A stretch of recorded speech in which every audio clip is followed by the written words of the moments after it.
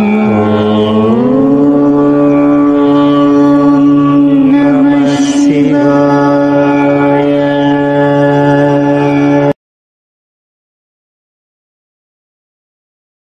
గురుభ్యో నమః.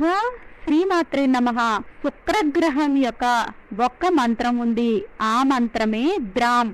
కాలిఫోర్నియా యూనివర్సిటీలో రీసెర్చ్ జరిగినప్పుడు వెన్ ఎవర్ యూ చాంట్ బ్రామ్, అనాహత చక్రము చాలా స్పీడ్గా కంపితమవుతూ ఉన్నది. సమృద్ధిని ఆకర్షించే శక్తి అనేది వస్తుంది.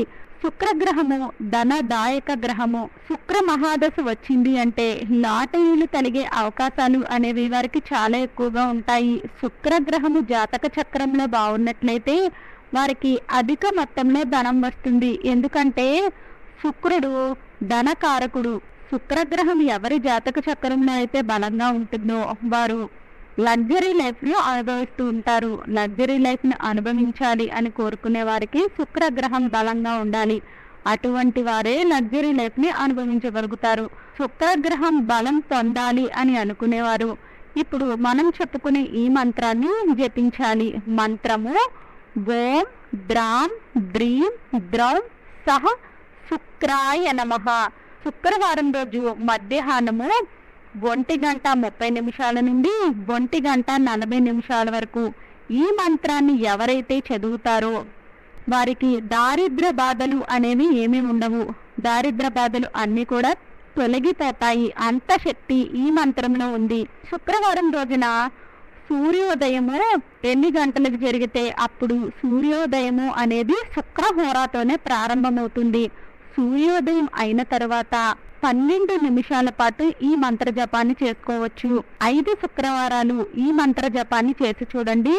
6వ శుక్రవారము మీరు ఖచ్చితంగా మీ జీవితంలో మార్పుని చూస్తారు. సూర్యోదయం నుండి 12 నిమిషాల లోపు శుక్రుడి యొక్క ఉపహోర ఉంటుంది. ఈ సంయోగంలో మీరు శుక్ర మంత్రాన్ని జపించినట్లయితే శుక్రుడి యొక్క కృపతో భోగమును, ఆనందము, వైభవము, ధనము, సమృద్ధి, సుఖ సంతోషాలు అన్నీ కూడా మీ జీవితంలోనికి వస్తాయి. 12 నిమిషాల పాటు మీరు ఆ భగవంతుడిపై మనసుని లగ్నం చేసి మంత్రాన్ని చేయండి. సంఖ్య అనేది ఇక్కడ ఏమీ చెప్పడం లేదు. 12 నిమిషాల పాటు చేయండి. సూర్యోదయం అయిన తర్వాత 1 నిమిషం తర్వాతే మీరు ఈ మంత్ర జపాన్ని చేసుకోవాలి. 1 నిమిషం ముందు ఈ మంత్ర జపాన్ని చేయవద్దు. ఎందుకంటే గురు శుక్రులు ఇద్దరు కూడా విరోధి గ్రహాలు.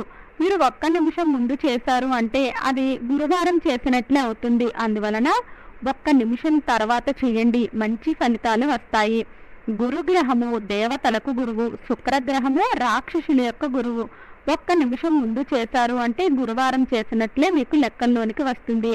ఉదయాన్నే చేయడము చాలా చాలా మంచిది. కానీ ఈ రోజులలో ఎవ్వరూ కూడా ఉదయాన్నే లేవడం లేదు. కాబట్టి ఉదయాన్నే లేచి ఓపిక ఉండి చేసుకున్నట్లయితే మీరు 5 శుక్రవారాలు చేసి 6వ శుక్రవారం నాటికే మీ జీవితంలో ఖచ్చితంగా మీరు మంచి మార్పులను చూస్తారు.